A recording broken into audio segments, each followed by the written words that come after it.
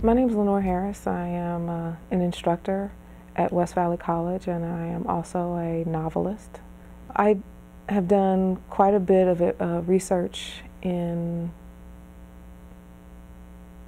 prepare for writing my novels. I'm a historical novelist, and so I like to go back and find material to help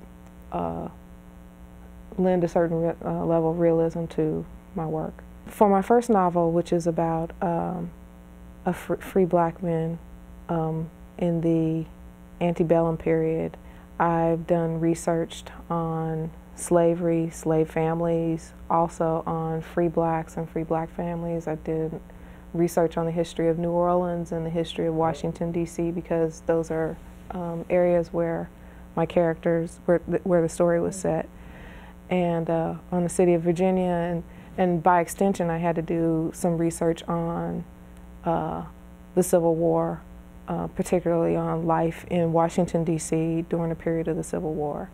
For the novel that I'm currently writing, which is set in the 1920s, I'm doing research on Pullman porters and the history of railroads in the United States, as well as labor movements, lynching, and the blues and the history of blues music, because blues is a motif that's going to be running through the novel. When I first started, I started with a basic library search. For the first novel, I just started with the very first thing I felt like I needed to know, which was about slave families. And so I found a few, really comprehensive research books that talked about the history and the structure of slave families. And that helped me to construct, basically I constructed an entire genealogy based upon on the information that I found there. I went to the library. I started at the library. This was before I had internet access at home.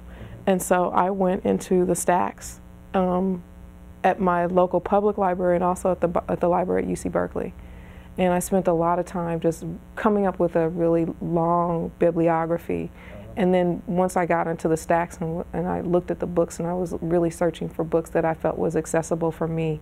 I didn't need something that was intended for another researcher or that was directed to a different audience. I wanted something that was a little more accessible. And then it was really after that I needed to distill the kind of information that I wanted, which was not necessarily anecdotal at that stage, at the beginning stage. What I wanted was to have a sense of the more mundane aspects of slave life.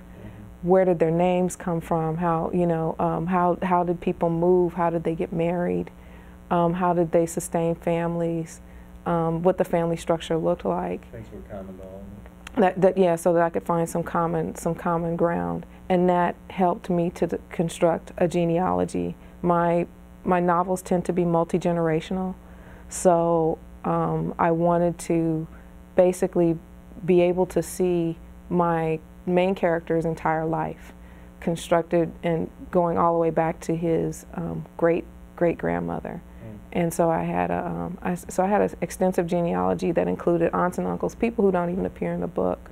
But I wanted to know how they got their names, what year they were born in, where they might have gone. If they ended up separated for some reason, I wanted to know how that occurred before I even started the novel. And I also, then I moved into trying to find out what the lives of free blacks were.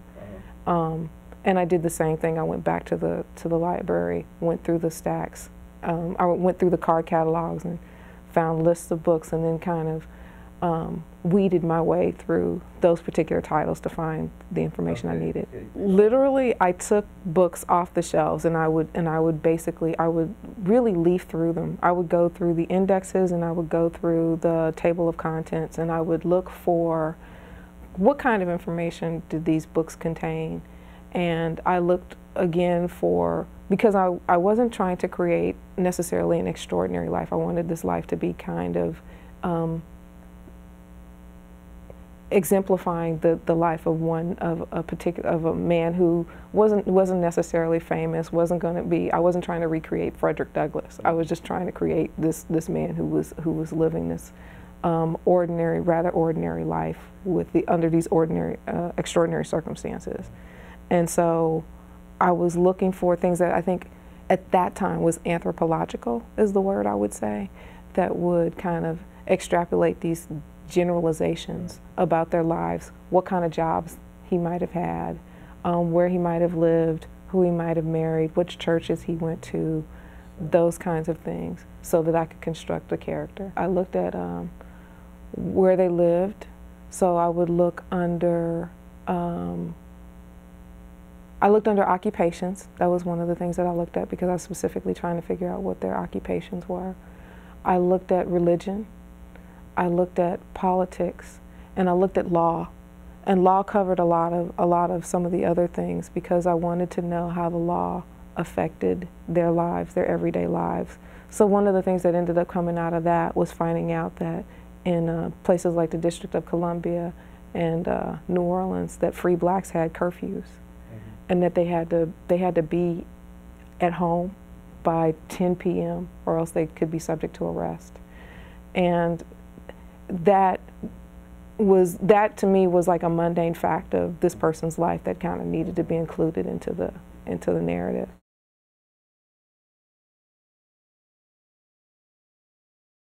I'm very big on index cards, and I took a lot of notes, and I color code my notes, or I color coded the index cards. And so, can you give examples of categories? I can remember the categories. White was for slavery. I had green index cards for anything that had to do with the history of Washington, D.C. and Lincoln. I also had pink for, what did I have pink for? Pink was for New Orleans, the history of New Orleans. I had pink, and I had yellow.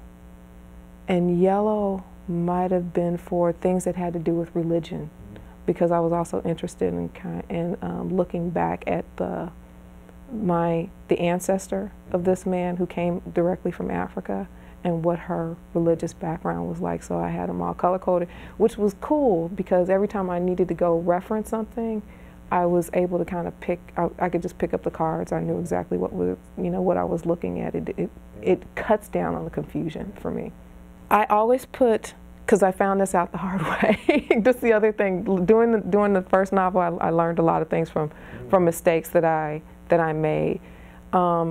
Because at first I was putting everything on the same cards, and then I realized I kind of needed to distinguish between subjects depending on, so that I could go back and reference them. And that was when I started color coding them. And then I also recognized the need to know where I got information from, because I was getting so much information from the library. I didn't have these books on hand. So I wanted to know what books I was using. So on the back of the cards, I would write the name of the book I used, the chapter, page number, subject matter. Yeah, and then on the front, I would write down the quotes, whatever quote I was pulling from it. I do summaries but I did that longhand on notepads a lot. Oh, okay. And so I had simultaneous. Yeah, I had because there would be some cross-referencing. For me, particularly keeping dates. This is another thing that I ended up doing it's in terms of cross-referencing. I created an entire timeline based upon the historical events of major historical events that took place in Washington, D.C., New Orleans, and Virginia, because it's outlying. It surrounds the city, the District of Columbia. And I wanted to know where my character was in time and what the historical framework was, or historical context. And I would actually type those out and create those myself. And I would add to that as new information came in, so that I would always kind of know where my characters were. List, there was a master list. And it also helped because then I could superimpose my genealogy that I created for my characters over that, so I knew when characters were born at a particular stage in history and what they're, because those things impact the type of life that those characters had, their relative freedom with respect to the laws at those particular times. For example, my character comes of age in the early 1800s in Virginia. Well, that also happens to be a period in time where there's a lot of slave rebellion and slave revolts, and that had an impact on the lives of free blacks who were living at that time. And so I needed to know when those things were happening so that I could arrange the events in the narrative to reflect that. I had several ways of keeping track of information. One was note cards. One was photocopying information. Another was photocopying information from books, especially if I felt there was a long piece of text that would take up too many note cards. The third is I also summarized information from books that I read, and last I created a timeline that kind of incorporated all of my information.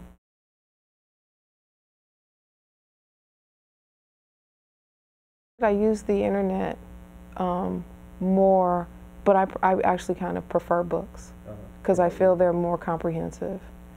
And not this past summer, not the summer of '08, but in the summer of '07, I am using more, I want to say tactile or research. I think I have more opportunity because I'm researching a time period that's closer to my own. Maybe tell people what that is. So I'm researching the Pullman porters, and since they were the Pullman porters were the men who worked on the railroads almost from the time slavery was over, Reconstruction, up until almost the 1960s. And these were largely men who began as ex-slaves. That was the most readily available, well-paying job for most of them, and they worked on the trains. But there's a lot of information out there on these guys, and so the summer of, what summer was that? This is '07. I took a train trip across country because I thought in order for me to understand the lives of these men, I had to know what it felt like to actually ride on a train. And so I rode the train all the way from Oakland to New York City, and I stopped along the way at various cities. And I wanted to, it's one thing to talk about what it's like, but it's another thing to know what it's like to feel the railroad car under your feet, and to be able to describe that, and to be able to describe what it's like to sleep on the train. And also, so I wanted to be able to describe that in a very real sense. And so I elected to do this. It was something that I knew I wanted to do. And at the end of the trip, I stopped at the Schomburg, spent a couple, like 3 or 4 days at the Schomburg Center for African American Culture and History in New York City. And they actually happen to have a uniform of a Pullman porter. They had oral histories on tape. And so I got the opportunity to actually touch the uniform, to think about what it was like to wear that heavy wool suit when you're dragging luggage around and helping people into their seats and cars. My next researched trip that I want to take is probably going to be to the California Railroad Museum, which is up in Sacramento, because I want to know what it's like to actually be on the train, to sit on the train, to feel what that's like. And I think they have cars that you can visit there. And so those are the kind of things that I couldn't do when I did the first novel. Like, I didn't go visit New Orleans. Actually, I didn't go there. A lot of the stuff I talked about was from things that I've read. And so that's the kind of thing. And listening to the oral histories of these gentlemen was really kind of cool, because then I get the cadence, I get to hear what their voices sound like. I get to, because these men largely came from the South, I get to hear their accents and try and replicate that in the novel, in my writing, I think is interesting. The other thing that I'm doing for this novel that is different is listening to music from the period. And so when I'm writing, and even when I was on the train trip, I filled my iPod with music from the 1920s, so that even as I was like sitting on there and watching the hills go by, I was listening to like Ma Rainey. I kind of feel like people's lives have a certain soundtrack. You know, if you grew up during the 60s, there's music that speaks to you probably more than any other. And for folks growing up in the early 20s and around the turn of the century, blues and jazz was the music that kind of defined their life. And I thought that if I'm going to accurately represent the lives of the people that I'm writing about, I need to understand, because that music is kind of reflects their psychology, their mentality, the things that they were obsessed with, the things that concern them. They really wrote about that in the same way that rock and roll reflected what people were feeling in the 1960s, and I think that's what jazz and the blues did for them. And so it did inspire a couple of chapters. When I got stuck and I was writing, I had to write a chapter. I went to this workshop, and one of the things that one of the prompts that we were given to write on asked us to come up with a motif that for a particular piece. And I knew that I was working on this book, so everything I wrote that during that period was all about the book.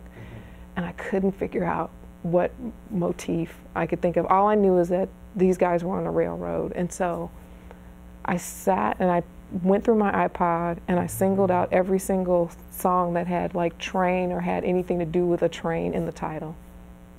And I listened to the tunes, and I started just writing down various phrases that came up as a result of listening to the music. And the one phrase that kind of stuck with me for whatever reason was "hold the train." And I wrote that down, and I ended up writing a whole bunch of variations of hold that I thought had to do with train life or life around railroads. So there was hold on to your ticket, and hold on to your hats, and hold on to, hold the train. And that ended up being the kind of running motif through that piece. And then it became this kind of larger theme, because I remember writing, you can't hold back a train. You don't hold a train. And that was kind of the thing about it. Trains are powerful. Trains are not meant to be held back. Trains are meant to go forward. And for the men who worked on those trains, the trains represented a way of moving forward. And so the piece became about kind of the tension between holding it and moving forward at the same time. So, yeah.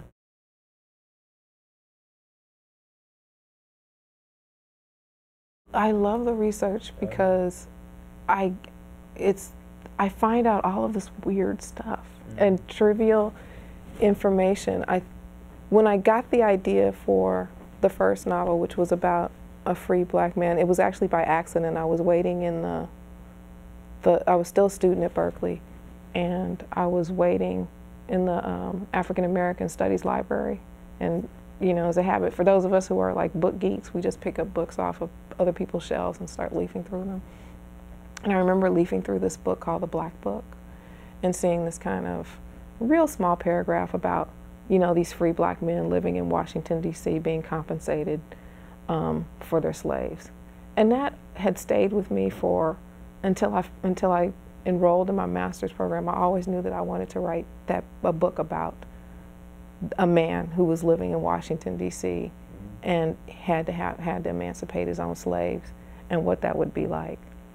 But in researching that book, I would find out all this other information. So I would find out information about, like, for example, the British wanted to pay slaves, offered money to slaves to rise up against their owners during the Revolutionary War. And in fact, some of those men and women went back to England after living in the United States, and I want to do a book about that. And also, I found out about the American Colonization Society, which Lincoln's intention was to send most of the emancipated slaves back to Africa.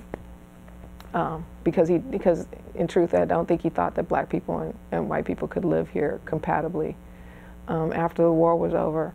And so there was a whole society that was dedicated to sending those people, some of those people back, and people did go back, and they formed the country of Liberia, the way we know it now. And I just thought, these like kind of interesting, trivial facts of African American life that I think is interesting, that we don't really know about, and I think they have these. It's an interesting idea.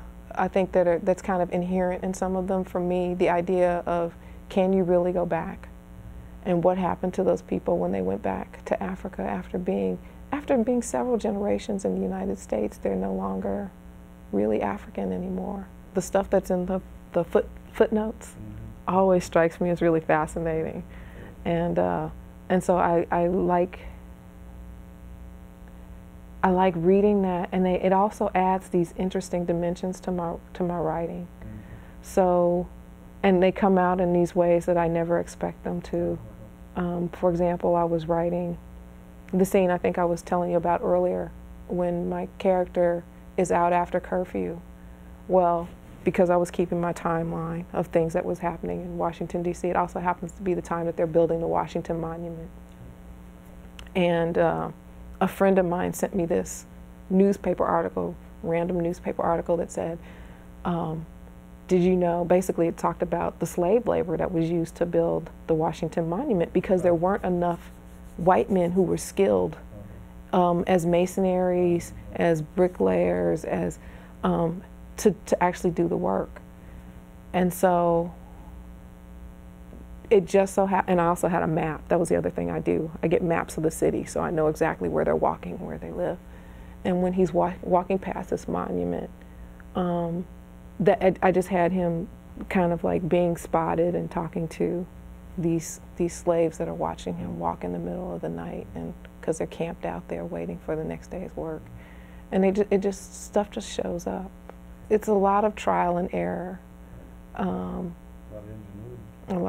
Yeah, and you really have to be willing to go down take some wrong turns eventually. Because again, I would get books and I'd go, no, this is not exactly what I'm looking for. I'm looking for this. And it's almost as if the search refines itself through time.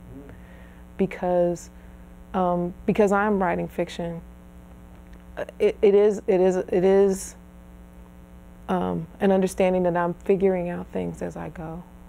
And so I might find some information and then get into the writing of the scene, get into the writing of the chapter, and realize, no, that wasn't exactly what I needed. What I really needed was this. It lends a certain sense of realism to the narrative, that it's not that none of this action is taking place in a vacuum.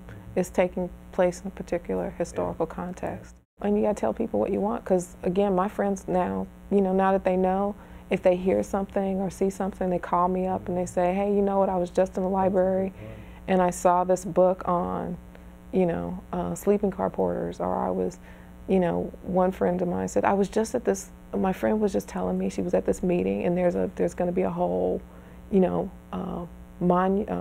monument being built in Oakland for sleeping car porters, and here's the web address, and here's the name of these people, and you should get in contact with them.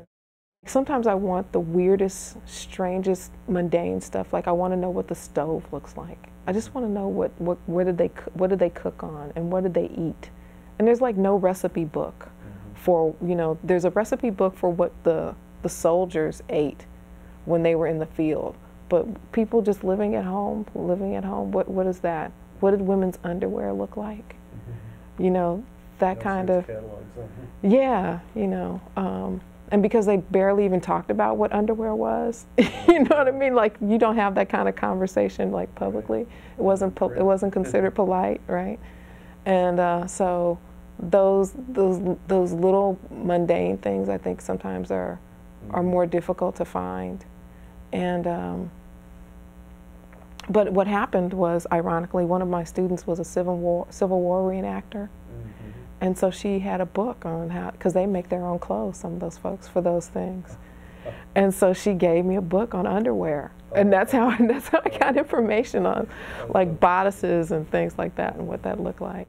So that's been the interesting part, and a challenge of it.